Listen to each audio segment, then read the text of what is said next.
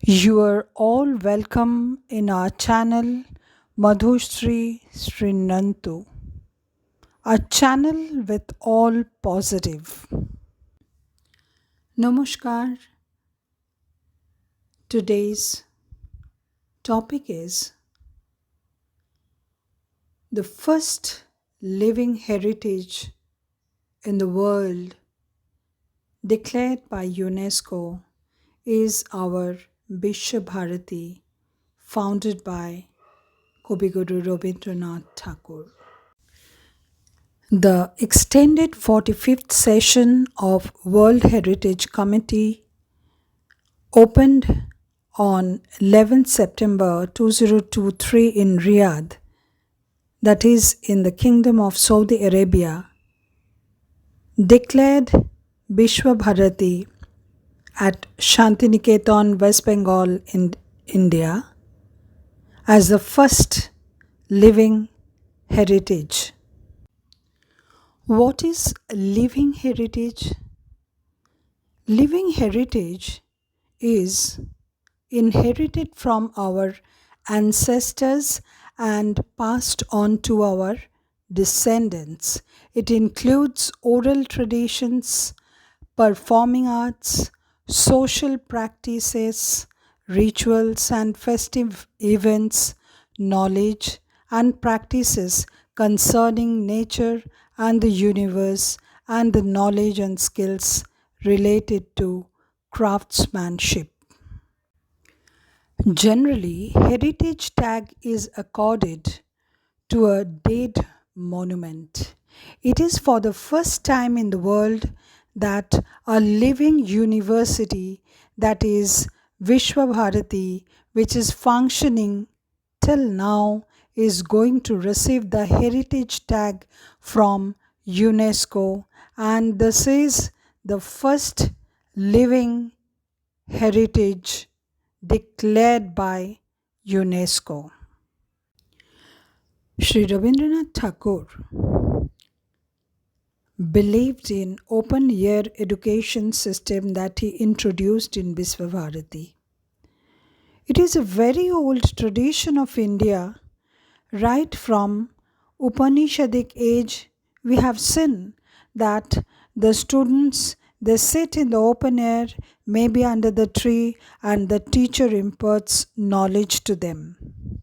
So, from our past, he brought this tradition and passed over to the present generation. That is one criteria of being a living heritage. That is, it is a sense of identity and continuity.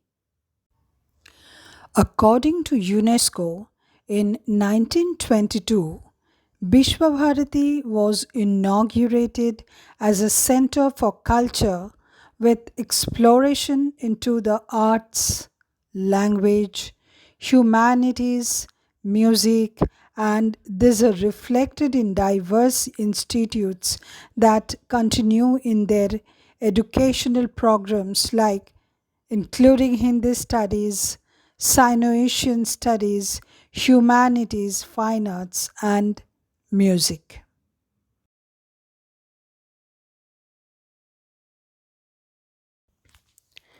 It is stated that living heritage is inherited from our ancestors and passed on to our descendants.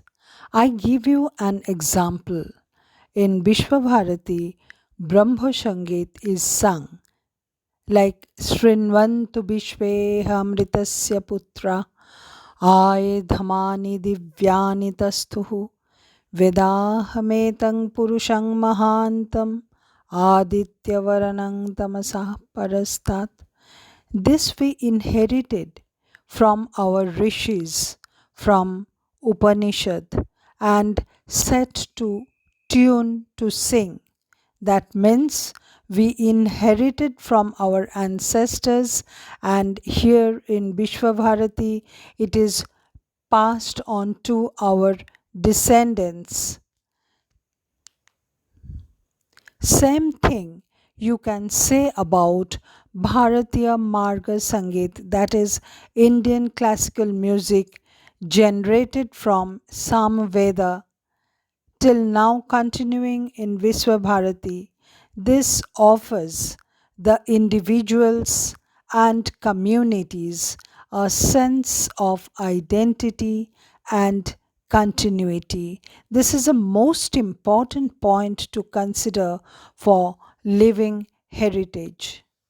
While describing things, what we inherited, UNESCO says it should include oral tradition, performing arts, social practices, festive events. Here in Vishwabharati, if we see Boshantotshav, Posh Mela, Maghotshav, we will understand how all the points are taken care of naturally.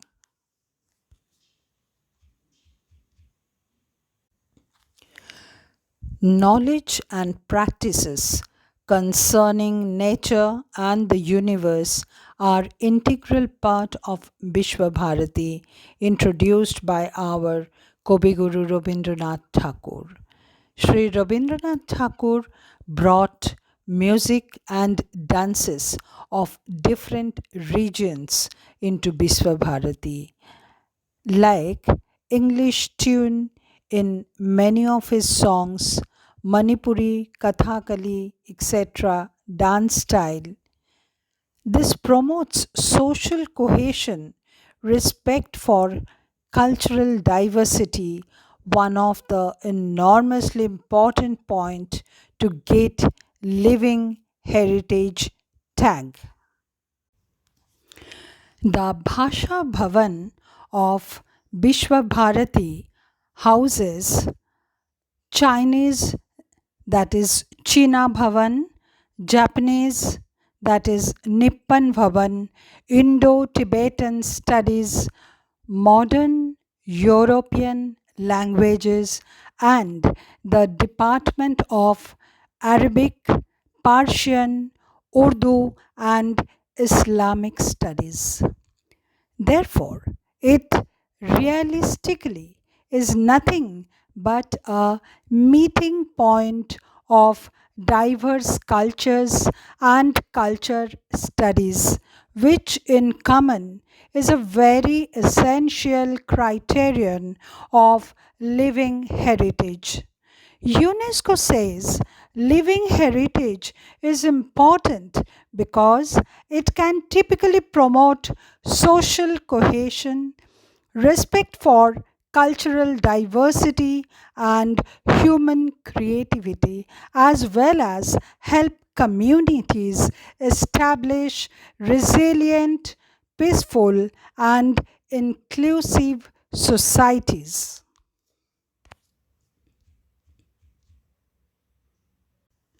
The Bhasha Bhavan houses English and other Indian language departments, that is, Sanskrit, Oriya, Hindi, Bengali, Marathi. A large number of manuscripts in Sanskrit, Bengali, Oriya, Tibetan, Arabic, and Persian are preserved in the departments concerned under Bhasha Bhavan. Visiting professors and scholars from all over the world regularly visit Bhasha Bhavan, where exchange of ideas open up new areas of research.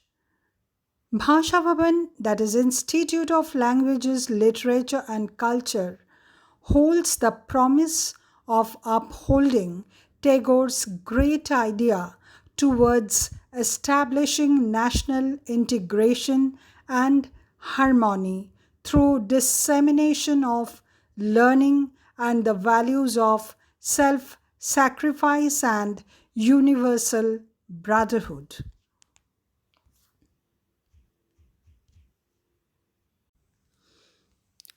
The architectural structure of Vishwabharati plays a very important factor for the tag of its living heritage.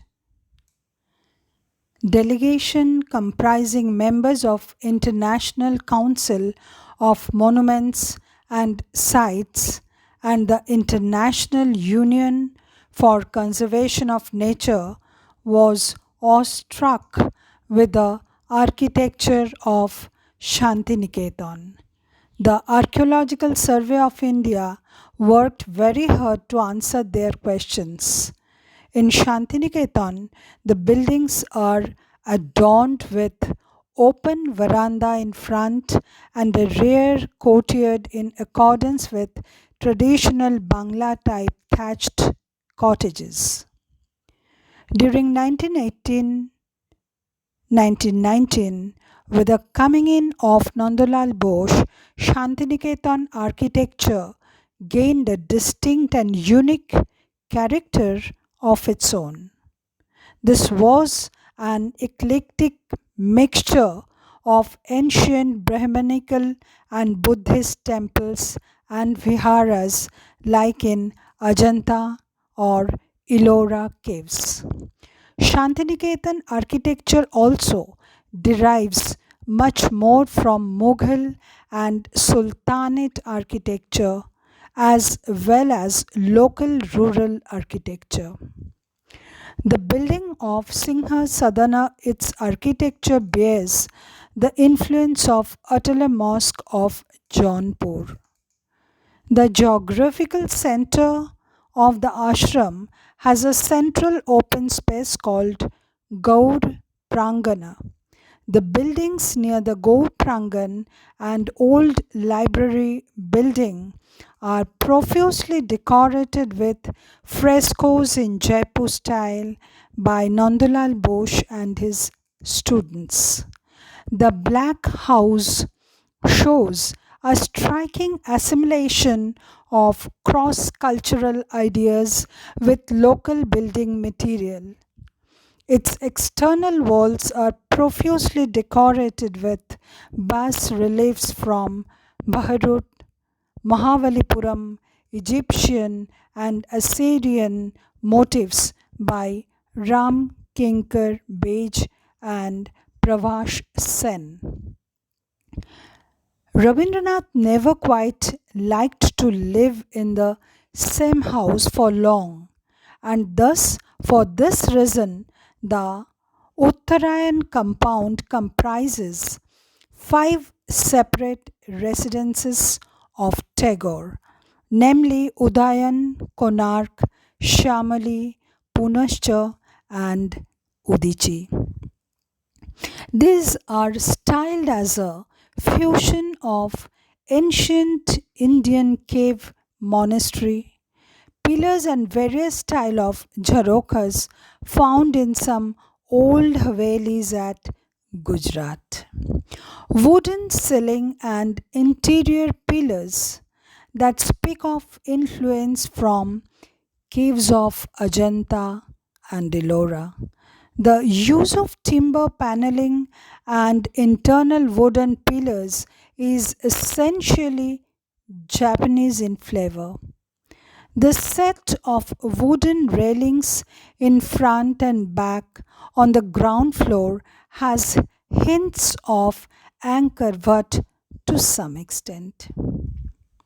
So, dear friends, these in common are some key factors in a nutshell based on which Viswabharati got Living Heritage Tag, which is first in the world.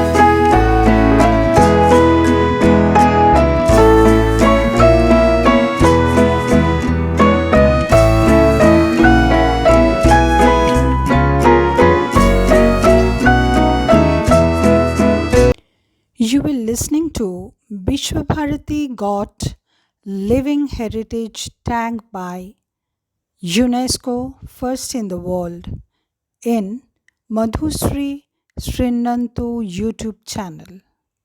I will come back with many more this type of fascinating topic. If you genuinely like the channel, please subscribe it. Namaskar.